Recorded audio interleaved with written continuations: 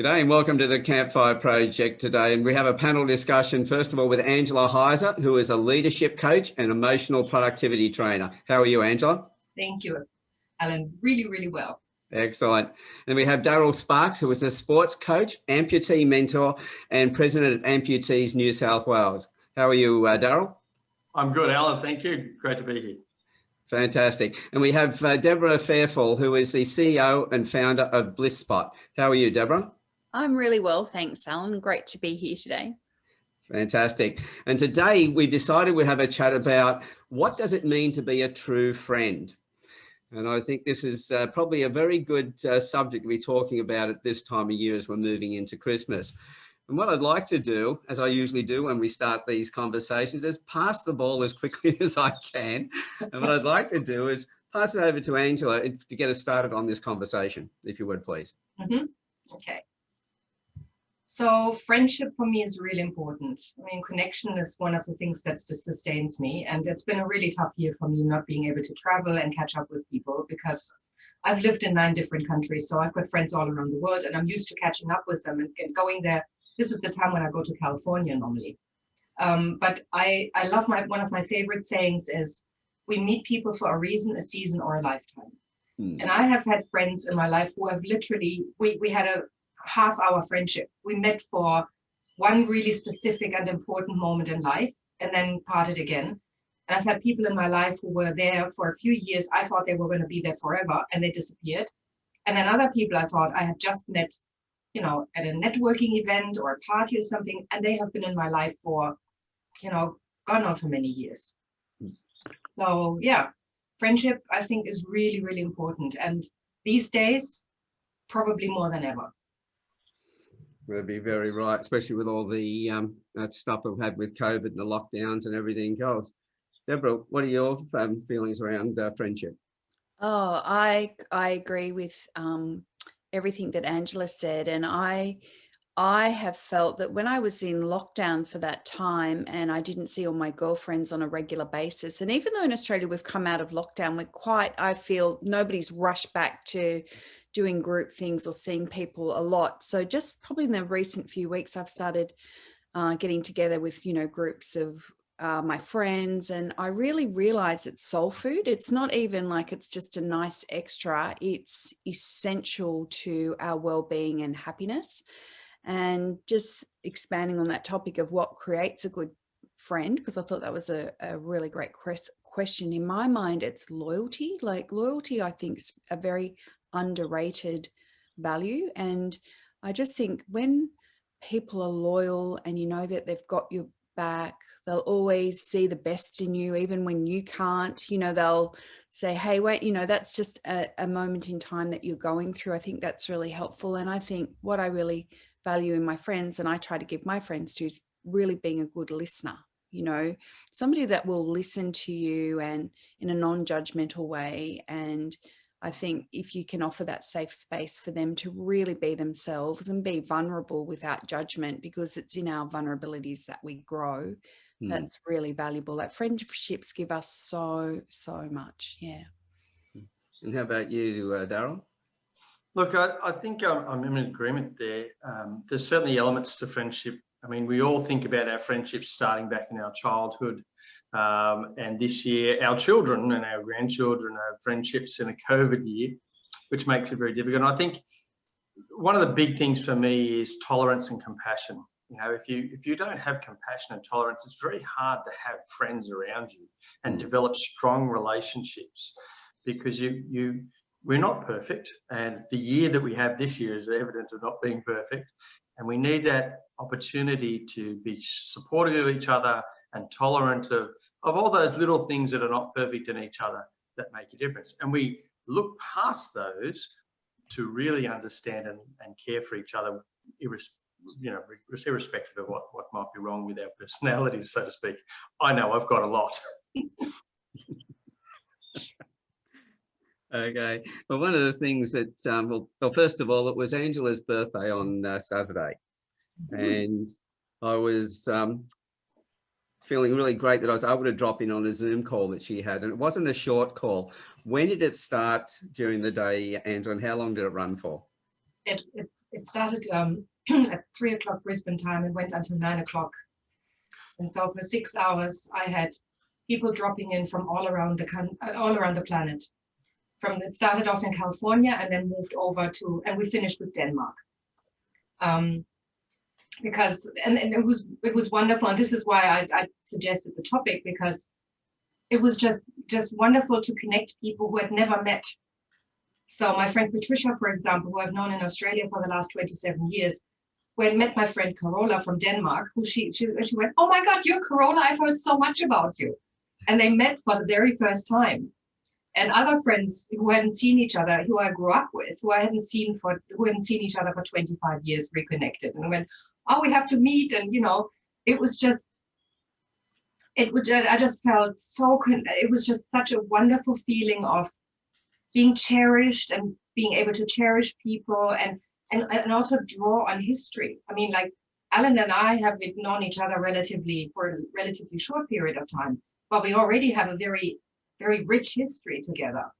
And we've created some really amazing events, and I've been able, it's just been, but again, this is the one thing that I love so much, is being able to have friends in my life who know me from very early age. My oldest friend and I have been friends since we were 6, and that's a very, very long time. And I can show up, warts and all. And as Deborah was saying, there's no judgment. They just go, that's just who you are. But at the same time, they also hold me to my highest potential. They're also the people who go, "Really? You really think that's your best? We know you better than that." And I really appreciate that. I don't want to have people who just sit there and as much as I appreciate the listening, like you, Deborah, I also need somebody who says, "Hold up, really? Just let's rewind." Or, "You have rewound this already 5 times. Isn't it time to move on?" So, and that was just wonderful to have people like that in that scenario. It was just, I never thought that Zoom could be that great. I mean, panel discussions and all of that really got it started. Otherwise, I wouldn't have had that idea, really. So it was brilliant.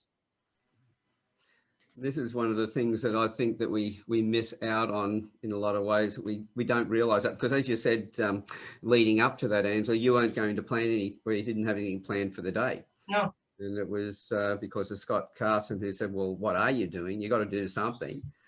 Have dinner with me." And I'm like, "Okay, well, let's invite some more people." And that turned out to be 40 plus people over 6 hours. Yeah. Amazing. Yeah. And I love the idea of that, because it was a case of let's have dinner together. You're in Brisbane and he's in Melbourne. Yeah. So it's not a matter of sitting in the same room with each other, but being able to use the technology for that connection. Well, he and Marcella had a computer sitting on a chair at their table, and I was eating here in Brisbane and they were eating their pizza in Melbourne. It was wonderful. While people in Ireland were having their first tea, and in France having their first coffee. That's so special. Such a good idea. So with when you look at friends and you look at family, what do you see as the difference there? Darrel, what do you reckon? Well, look, I think it's an interesting thing. I was thinking about this earlier, and I remembered that one of my friends, his son is perhaps his best friend. And I thought, well, that's an unusual thing in family ties. It's a beautiful thing, but they describe each other as best friends. And I thought that was an added feature to the relationship between father and son. I think the difference for many people in family is that the old adage that family isn't a choice, friends are. But in many ways, I'm not even sure that's a fairly accurate thing. I think that's a bit of a cop-out to say that you don't get to choose. And we recognise now today that people in our world make up our family, and friends are a very key and integral part of that process of being a part of the family. In fact, I have 2 what I would class as best friends. One lives in Coffs Harbour, and I've known since I was 10 years old. And we're still literally brothers, separated by 2 days in our births. And a very close friend living in Madrid. And we've been best mates since university days, where we met in the line preparing to enrol for our courses. I consider them family, and I educate my children that they're family because the relationship is so strong. And I think that's the important thing for me, is that the lines don't necessarily have to be delineated. I don't have to have an exclusion between friends and family. I like to treat people as much as I can, as close to my heart as possible. I think looking at the word friend, something I think we probably need to look at a bit closer, because, you know, what have I got on Facebook? Close to 5,000 friends. Acquaintances. So how do you describe a friend? What would be your suggestions around that? Look, I would probably describe a friend as someone who appreciates your time and your mind, appreciates your company, appreciates you as an individual, the good, the bad, the closeness, your thoughts, your feelings. They're all part of it. Someone who looks out for you, someone who doesn't just consider the soft option, which is to do the things that you want to do, but also is that point guard and says, hang on a minute, you know, I'm a little bit your conscience. This is something that should be or shouldn't be happening. We look at friends. Friends aren't people who follow us. Friends are people who stand beside us, or sometimes walk in front of us to take the collateral. Yeah, occasionally they're behind us pushing it up that nasty hill we don't want to climb. But I think that's the thing about friendship. It's got to be all those things. Otherwise, it's not really a friendship, is it? Yeah, I agree with that. I think too that a true friend cares about you enough to speak the truth, to say, hey, yeah, like Angela was saying, you know, hey, wait a minute, how about this? Or my closest friends definitely do that. And I think too, friendship to me is a feeling. It's like you want to be with them. They make your life better. It's exciting to see them. You always come away feeling better, unless you've had to have one of those difficult conversations. And that's okay too, you know, to work through an issue and then to get to the other side. So yeah, I don't know, friendship. And going back to family as well, I think family can teach you a lot, because it's often that the people that you're closest to that trigger you the most. So it's like a training ground. In my family, my children will say, oh, you're my best friend. And that's just so beautiful that we have a relationship that's so close, and they're, you know, young adults now. So I feel very blessed to have that. But I know as a parent, my job was to teach them boundaries and how to be a good friend and how to be in the world and how to value other people and respect other people. So I think families, even though relationships, and particularly with more extended family members, may not always be perfect, there's so many lessons that you get there with those family members. And sometimes they're more challenging than your friendships. You know, it's easier sometimes to feel more like a sister with some of your friends than your real sisters if you're having issues, but they're all of value, and they're all there for a reason as well, I believe, to help us in our growth and our development, and to develop that compassion and wisdom for all people, because people do the best they can with the skills that they have based on their conditioning and upbringing. So yeah, they're very interesting questions, just weighing it all up, but everything happens for a reason, I believe. And we're friends in different ways, I guess, different capacities.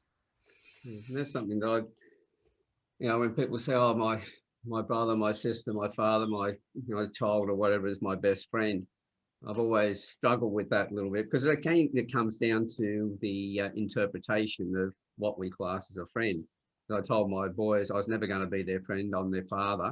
I'm going to hold them accountable, check their values and everything else, guide them as best I can, everything else. Because I always saw friends as being the people who would go, oh, that's okay, you're fine, you know, and more the fair weather friend. So being a true friend, as you've said, Angela, is somebody who does hold you accountable. Yeah, and I agree with that too. And I've certainly done that for my kids. Like, I think it's very dangerous to go, oh, I'm your best friend, you know, drink champagne when you're 14. And that's not a parent. A parent is there to have boundaries around health and safety. But I think you can also foster the friendship in conjunction with that whilst being the parent and holding you accountable.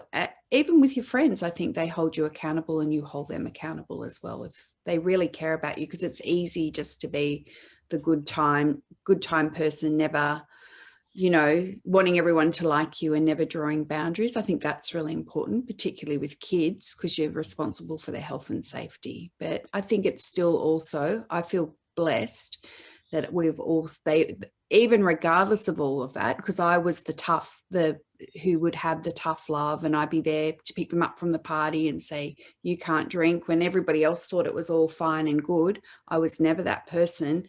But despite all of that, they still say I'm your best friend. So I feel really grateful, for being able to achieve that balance, because it's a balance. Well, I think it's an evolved version that you're talking about. You know, it's like, again, family is family in the sense that you share the same blood. But the difference for me between friendship and family and evolved family relationship is that we choose to have a relationship with people. So often families, people take each other for granted. And they often trample all over each other in that, well, you are my family, therefore I can do whatever I want. So we hurt the people most who we are closest to. Whereas in friendships, it's a deliberate choice. We can walk away from family as well, of course. But in friendship, I think we're right from the start, we're aware of the fact that it's a fragile bond, that it takes two people to maintain that. And that and also the other difference is when we are with family installs triggers. So we push each other's buttons really well because we put them there. But with friends, we may do that as well. But I think, in my experience, we're much more aware of the fact that we're doing it, and therefore we can hold each other accountable from a different place. And and also when there's a long history, we can sit there and say, I know exactly why that is. Remember that time? And it's just a very different conversation. So I love friends in that sense that they, on one hand, they are more accepting. They know me better. I can have much more honest conversations with them than I can have with my family, because they are not any of these buttons to be pushed. But if there are, for some reason, and I was just thinking back to my really old friendships, we know how to push each other's buttons, but we recognize it in a different way. And I think that's the difference that makes the difference.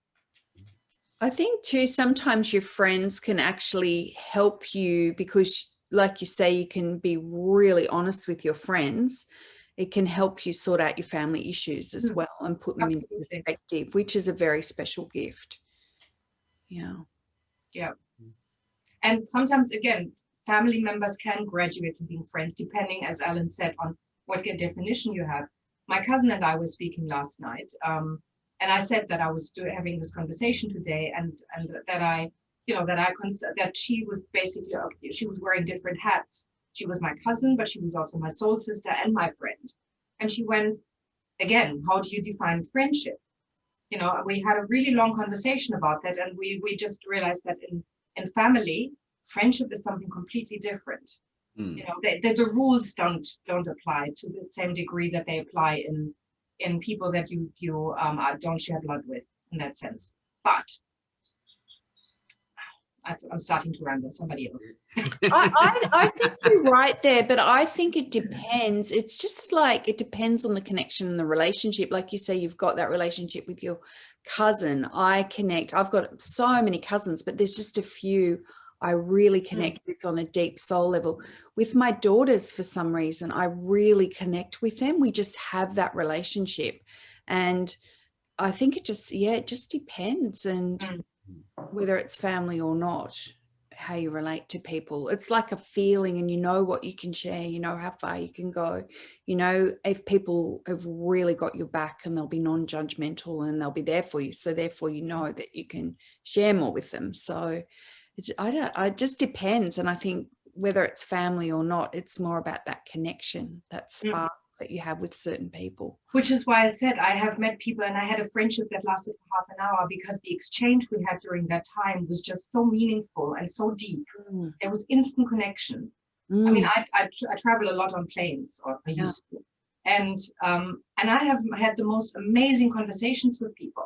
Never saw them again, but they resonate in my heart to this day. Yeah. It's a feeling. Yeah, that's Yeah. beautiful. Yeah, I understand that. I have that too. Yeah. When I look at families, I think, well, there's a lot of completely different dynamics with your family, because if you're starting to go off in a different direction, so you're following a spiritual pathway or something like that, and the family is not, and that's the mindset, there's always that, you know, pull to try and bring you back because they don't want to lose you. So you have those sort of pressures going on, which with your friends, the ones that are attracted to you, are because you have that mindset in the first place. And so the dynamics are completely different. And I can see that that can cause a few issues along the way as well. But in a way, that's true. But sometimes that can help you evolve your character, because you're going like, all right, I get it that you're not on this pathway with me, but I'm going to be true to myself. And sometimes they'll respect you more for it anyway at the end of the day, because you've been really true to yourself, which is beautiful and inspiring. Because there is always that, well, I do a lot of energetic work with your base chakra. That's about being really connected to your family of origin, but also being able to be who you are as your, you know, your individual self, and holding true to that. So that's beautiful if you can do that when everybody else is not agreeing. You know, sometimes it's easier just to go back and be part of the crowd, but you'd never feel fulfilled if that's where your soul's taking you. So that's why I can see that having those particular friends would be so important at that point, so that you don't feel lonely. You're able to find it easier to stay true to your path. Yeah, for sure. In the same direction. Yeah, that support, I think, is essential when there's the conflict, between the family pulling you back and you want to go forward. So that's, it's probably more mixing with your soul group or those people that are there to support you on that journey. I think the transient part of that friendship is important. I understand that friendship doesn't always exist for our lifetime. It does occur for instance in time, and that time might be a flight. You know, how often have you sat on a flight in the past and have a conversation and really hit it off with someone? I know that I've done it, that a couple of times, and thought, wow, what a fantastic conversation. And if the world had been different, this friendship might have been longer than the length of the 10-hour flight. But I think people come and go in and out of our lives a little bit, and that cycle is something that exists for us. And friends are one of those things that can be there forever, or they can transition with the time, where we both meet the same goals, the same ideals, and look for those same abilities and natures within each other to support for the right reasons at the right time. Yeah. I have a question. This is something I've always wondered. Are the principles that guide male friendships the same as the ones that guide female relationships and the way we interact with each other and in which we deal? Because, like, I mean, I'm completely generalizing here, okay? So please forgive me. So often women sit together and they talk about what's going on without fixing things. You know, they just listen to each other and just, I call that, and then they hold the bucket so the other person can vomit into it. Whereas men often, in my experience, they may not necessarily talk about stuff. They go and have a beer together or something, and they go to watch the footy together, and that resolves stuff for some reason. And again, I'm totally generalizing. And I know men who have really deep conversations with each other. But when you look back at your friendships, what are the moments that you look back to that say, this means friendship to me? Is that, you know, or this is what holds us together. These are the principles that guide us. Well, I think that when you're going through really tough times as a man or as a male, having somebody who could lighten that, and usually not by going into our emotions, wasn't the way in which we did it. It was by having that light conversation, having that beer, talking about the football or whatever it might be, talking about something that's not related to what's going on, to take our mind off it. And I think generally speaking, that was the way it used to be. We're seeing a lot of changes now, and men are having some very in-depth emotional conversations. So there are some changes there. You know, I think a lot of it was stereotyping, you know, that men were this and women were that. And it was the old, you know, women are from Venus and men are from Mars and all that sort of stuff, that you know, it was a nice way to sort of show up some of the differences, but it really created greater differences between us and less understanding of each other, even though the book was written to try and increase understanding. It created issues that may not have existed and may have brought us together sooner if we hadn't had that sort of learning out there. Yeah. Well, the reason I'm asking is because my father, for example, was very lonely in his old age. He had very few friends. Most of his friendships were built around business. And as soon as he retired, that bond disappeared. And he had very few people around him. And I know that, for example, the life expectancy of women is much longer for men often, and it's related back to social connection. And I know that I had a second mother. So I was raised by two mothers. And my second mother, shortly before she died, she said, you know what, I'm done. Most of my friends are all gone and I'm really lonely and I just don't want to be here anymore because, you know, can't talk to anyone anymore. But she lasted until she was 92. And she had meaningful friendships pretty much to the end. Yeah, look, I think for men it can be challenging, and old age, I guess there is a tendency in the generations. I look at my grandfather's generation to do exactly that, to be focused on providing for the family, to be working all the time, and the relationships were around business. Some that were smart got into organisations where they could develop friendships. I know my grandfather was big in the lodge, the secret ninjas at night time sort of stuff. And my background, I guess, is from a farming community. So I look at my parents and in particular my father, and he's in his late 80s. And he has friends and he does communicate, but in many ways, my mother is his best friend because they do everything together. And I think they communicate. As children, we never probably see them communicate as much as we'd like to imagine they communicate, or as much as they really do. But I know he has closest friends. And I do, as you pointed out, your father was lonely. I do worry about my father because I know his best friend had passed away a few years ago. And he didn't quite have the same connections as a result of that. Men, we are complex beasts like women. And sometimes the emotional stuff has changed, as Alan said, and we communicate well about emotions when the time is right.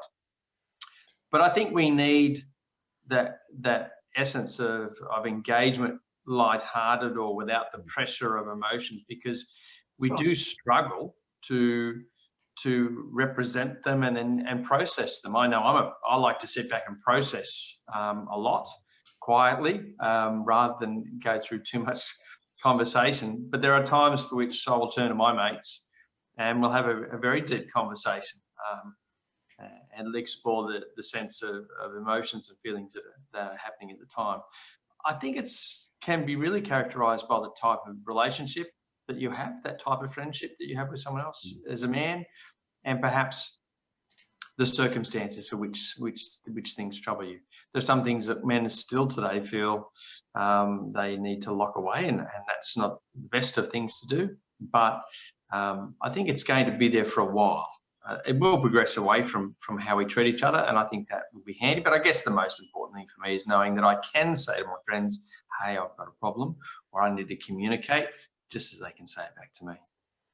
Well, I actually think that's quite special, and that's quite progressive, because I do feel that, and this is being so generalistic, so it's not obviously for everybody, but men have often been taught, to the detriment of themselves and relationships, to push those emotions down, keep a stiff upper lip, not to cry, to just keep going onwards. And I feel that by being, like you said, that you process your emotions, so that's quite evolved too, to be able to process your emotions rather than just act out on them is quite conscious. So I think for men, going forward, the more that men can do that, they don't take their unresolved issues, particularly anger. I think that's a big universal problem, very, very generalist again, that many men have. Women have it as well, but men can be quite angry and it's all shoved down, and then it comes out in these really unhealthy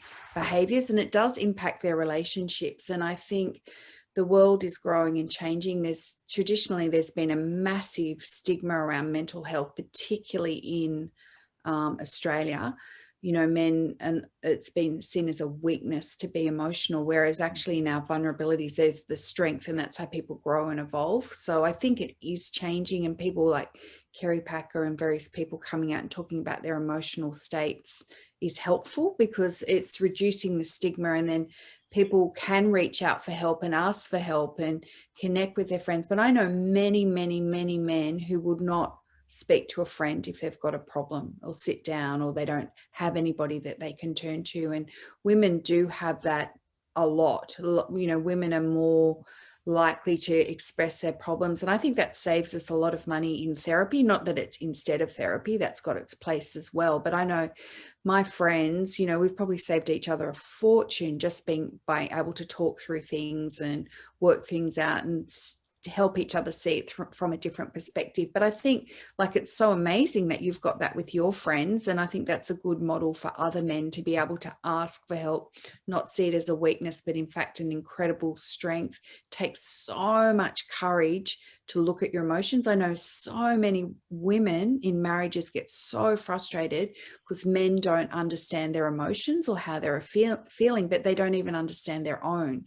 So let alone be there for a partner.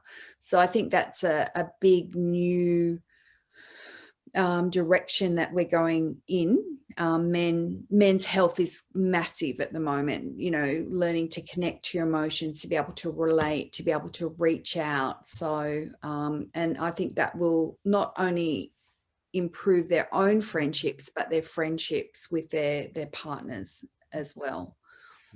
That's a really important point, because I talk to a lot of clients who also, like Darrel, talk about their wife as their best friend. And we live in times of serial monogamy where marriages don't last a lifetime. People get married as they used to 200 plus years ago, 2 or 3 times, but not because of life expectancy as it was at that time, not because people get sick or whatever happens, but because we change over time. And so we're no longer meet our needs, or, you know, we don't work together particularly well anymore. And I have seen a number of men who completely fall apart when the marriage dissolved, simply because the person who was their closest friend, who they could share everything, was all of a sudden gone. And they had nobody to turn to. And they realized that the friendships they had with men, with other men, or with other people in general, were actually quite empty. They didn't have that kind of deep intimacy that they would have with their wife. And I've seen a number of men commit suicide because of that, because it was just, their world fell apart. Yeah. And that is just something that is so painful when I hear that, and when I'm in that. And I think, you know, again, my relationships with my friends, with the evolved men who talk about their emotions, who are willing to be vulnerable, they are so rich. There's a dimension in there that I think is so worthwhile having. But again, I think we need to expand, again, I'm generalizing, for many men, what friendship means. That it is not going out for a beer with each other or going to the footy. It's not defining a friendship by how long you've known each other and how many events you've gone to and how many times you've helped each other, you know, with, I don't know, in the yard, or, you know, in business, or whatever it might be. But the conversations you've had and where you've helped each other. But maybe I'm coming from that female place of going, this is how it should be. So I don't know. See, men were, I believe, we're great students. We learn lessons really well. And, you know, if we look back through the generations, one of the things was that boys don't cry, you know, suck it up and all the rest of it, be tough and all the rest. Be the provider. And if you're being the provider, trying to lead the family and everything else, we were told that we had weakness if we showed any emotions. And so we jammed it down. So generation after generation, the evolution was that we'd shut it out.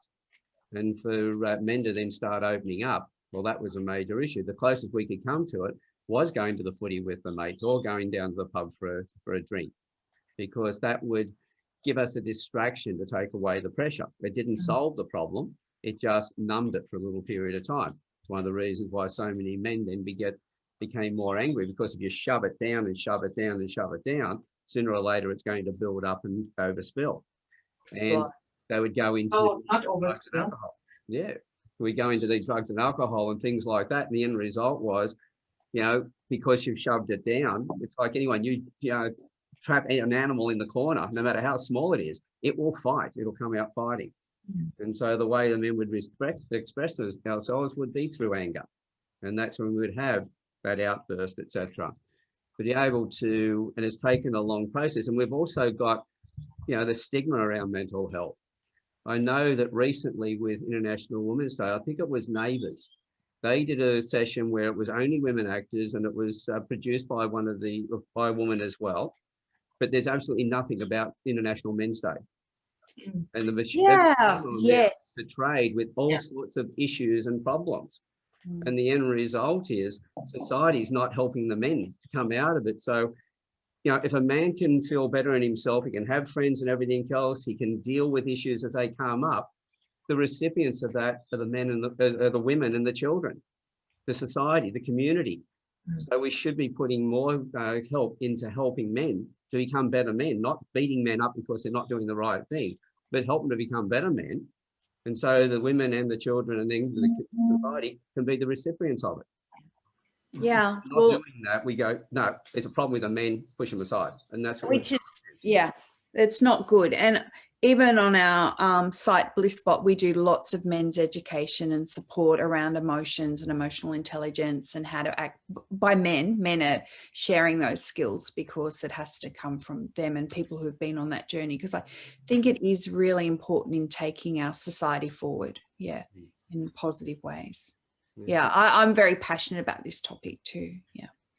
And helping men to understand more about themselves in the first place. One of the things that I had a bit of a bugbear with, you know, many years ago, say about 30 years ago now, I went to a men's group and it was run by women. There were no men actively involved in it. They were all sitting in the audience. And I looked around and that's all I could see. And I'm going, you know, why aren't the men involved? And again, it's because they were totally lost, didn't know how to express themselves.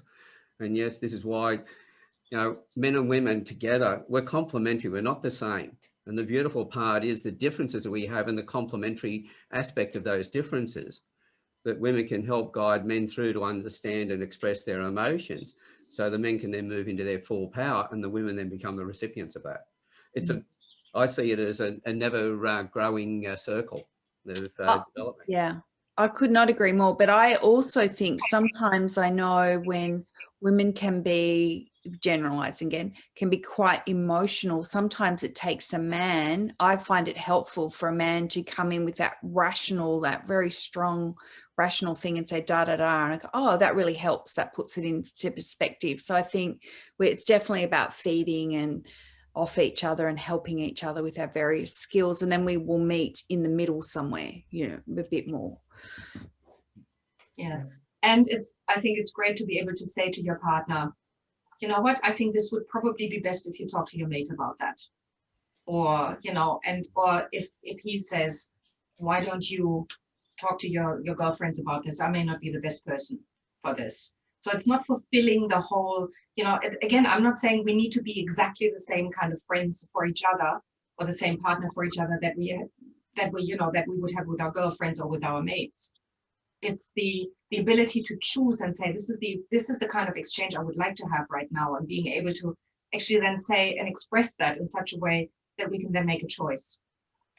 As you said, Alan, we complement each other and we don't need to be everything for everybody. So recognizing what we need at that moment and what kind of friendship we really require in order to thrive, I think that is what really matters as well. Because if I want somebody to give me some suggestions, I go to a man. But if I want somebody who explores a topic with me without saying this is what you need to do, I go to a woman.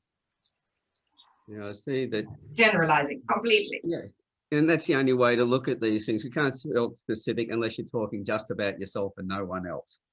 Other than that, it's going to be general conversations, because 7.7 billion people on the planet, and roughly 50% of them male and 50% of them female. And so we're going to have those, there's going to be general conversation. But I think it's also important to have a range of different friends as well, because it's like, well, if I've got to build something, I have a toolkit and I'm going to pull out different tools depending on what it is I need to do at that time. I might need a chisel, I might need a hammer, I might need a drill, or whatever it might be. But I'll pull the right tool out to do that particular job. And I think they're probably right. This is one of the reasons why we should have a range of friends, not too big, because otherwise we never really know them. But we need a certain number of friends that are different to each other. We know who to actually call when we've got a different issue. It might be a partner, it might be the mate over the road, or it could be somebody at work that we're connected to. Deborah. Yeah, I think I completely agree with that. And I also think when you were both speaking, what came to my mind was respect. It's about having more respect for each other as friends to cross between men and women as well, because I think women, and this is a powerful theme of recent times, are often very strong intuitively. Like we have that wisdom and we can see things because that's what keeps us safe. We don't often, like going back to caveman times, we don't have the big muscles and the brawn that can keep us safe, but we do, that's our gift. And I think for men to respect that we do have that gift, we do have that intuition, we can help and guide with emotions if men feel safe enough to go into that space. And then I think, as you said, Alan, it's about walking alongside each other. It's not about either being dominant, but it's respecting those complementary skills. And I know with my, wide group of girlfriends, we have a really beautiful mutual respect for each other and what we bring to the friendship. And I think that's the same with your partner, your romantic partner. It's having that respect for the gifts that you have that are quite unique to you and how you can learn and grow. You can walk on a path, on a journey together, sharing those skills and both evolve in really beautiful ways. How about you, Darrel? What were your thoughts around that? Oh, look, I think it still comes back to, in many ways, individual. I think I like the relationships that we see with women, and it is stereotyped even in movies and things today, the concept of how men interact and how women interact in their friendships. And I think that they're really probably just a representation of what's still taking place. I mean, there's a lot to learn from the new generations. I look at my son's generation and how his friends interact, and I see less and less of the elements of the generation that we would go through with growing up and being responsible breadwinners, sucking it up, not shedding a tear. And while I'm far more comfortable crying and expressing my emotions, there's still always an element of bottling. And I think men will still struggle with that process for years to come. But I think being able to interact across sexes, being free to, most of my friends vary between men and women, quite a lot of female friends, and I can feel more comfortable expressing myself in that way. But I think it's you've got to have the room for growth, like everybody else has suggested so far, that the opportunity to grow as a person emotionally through and with your friends, whether they be male or female, shouldn't be a problem. It's something you should look and aim for. I know that I've got a lot of growth to do yet. I'm not perfect, and I think that's one of the things I'd like to be. And I look at myself in the mirror and go, not there yet. I've still got a bit of work to do. I'm miles off what I need to be. But I'm still conflicted in many ways about being the breadwinner, supporting my family. And even then, I don't necessarily spend the times in my friendships as perhaps as my wife would spend in her friendships. I spend more time working than I would following up with my friends. But there are moments that, for me, implicit when I do follow up, the connections. And I speak to lots of people who are calling out, lots of men around the country who call out for assistance through some of the programs I'm in. And they're dealing with physical stuff, and they're just looking for someone who understands how it feels. And particularly they're looking for someone who can offer them friendship in a conversation, even if it's a short period of time and it related to a circumstance. So I think we have the room for growth. I think, as you said, Alan, it's there. We have the capacity. We've got a huge capacity. It's just sort of moving past our emotions and allowing them to come out a little bit more. That's the hard part. And by the way, I don't know if anybody else noticed, but while I've been watching the screen, Darrel, you didn't move one fraction all the way through, which has been frozen. Okay, it sounds like my phone's playing up there. 1 second. I thought that was one of the best ventriloquist tricks that I've ever seen in my life. There was absolutely no movement whatsoever. All of that talk. But, technology, it's always fun. Wow, I must be fantastic then. I didn't notice my lips moving at all. I thought I'd practice that one. Fraction, not even a blink, not even you do it without breathing as well. How about now? It's still playing me as static? Yeah, it's still frozen there. Oh, okay, let me just see if I can fix that for you. Hang on. Well, again, it's one of my gifts. I can disappear into walls and stuff. It's a unique thing. But while you were talking, Darrel, I was thinking about something, and you look back at how my friendships with men and with women has changed over the years, and there you are. And the one thing that I remembered was I had a friend in my teenage years, and he was my best friend's brother. And we became really good friends. He was my maths tutor, but we became really good friends. And I helped him with all his girlfriends and, with all the woes that he was going through. And everybody, like without exception, everybody said, you're going to be a couple. Men and women cannot be friends.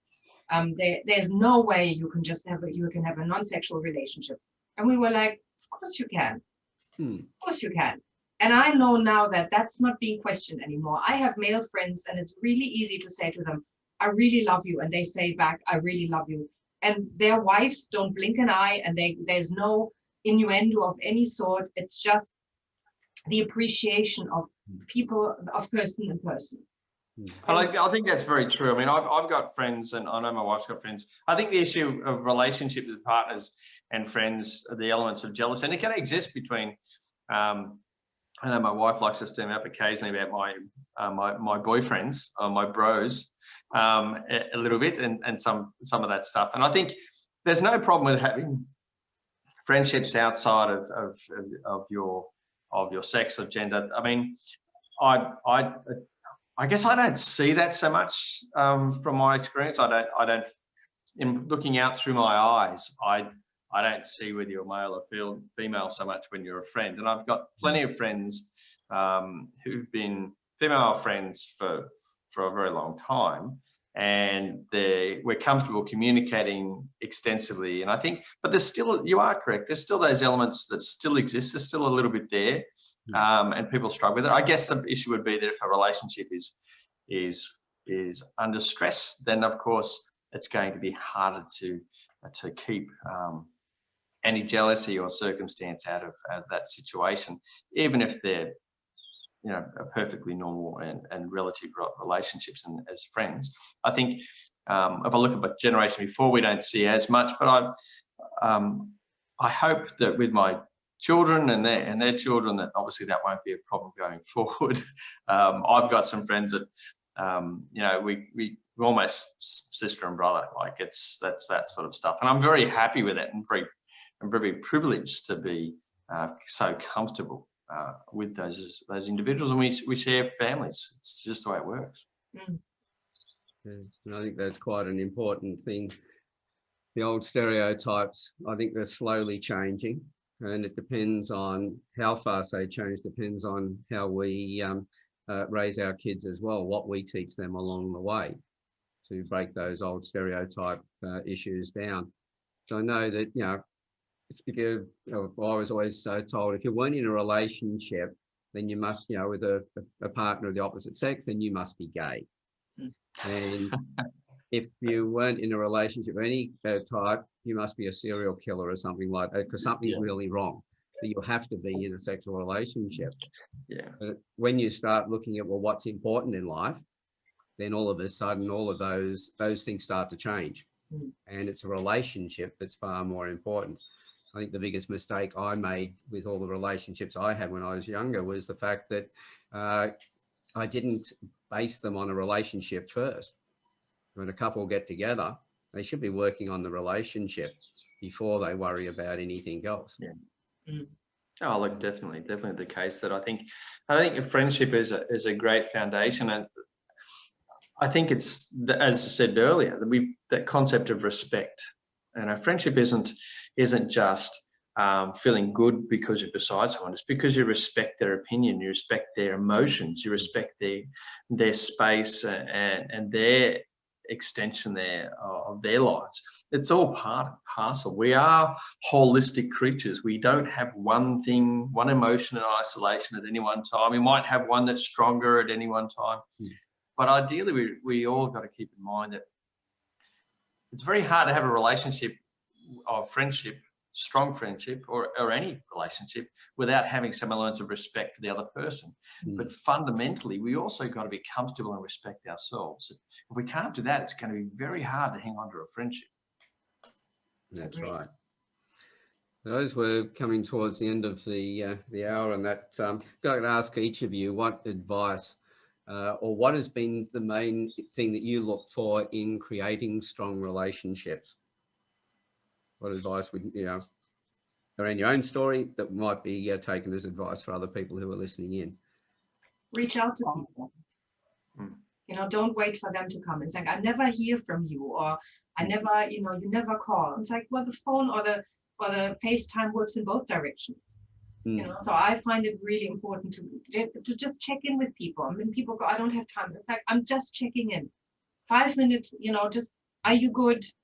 Just wanted to connect, and that's it. And people often go, oh, but I don't, like this whole expectation of everything has to be really intense and long and all of that. No, just check in with each other regularly. I call friends and just say, just calling up to say, I love you, just thinking of you, are you well? And if they go, no, I'm not, or yes, I am, and it can develop into a longer conversation. Yes, if it doesn't, that's good. Then that's the conversation. And we go talk to each other, and we talk to each other another time. So that matters. Excellent. Darrel? I think that's a really good point. I mean, I remember growing as a younger man when I didn't have a partner, traveling around the countryside to have a cup of tea with a friend. 4 hours, and I like to take the long trip, so it'd be a 6-hour trip just for a cup of tea in the afternoon, drive home again. And people would have thought me mad, but I know how rich those relationships were. That taking the moments, taking the time to call and say, how are you? We live in a technology-rich world, and I think that's really beautiful advice. Just a moment is all that's needed to brighten your friend's day, and it brightens your day as well.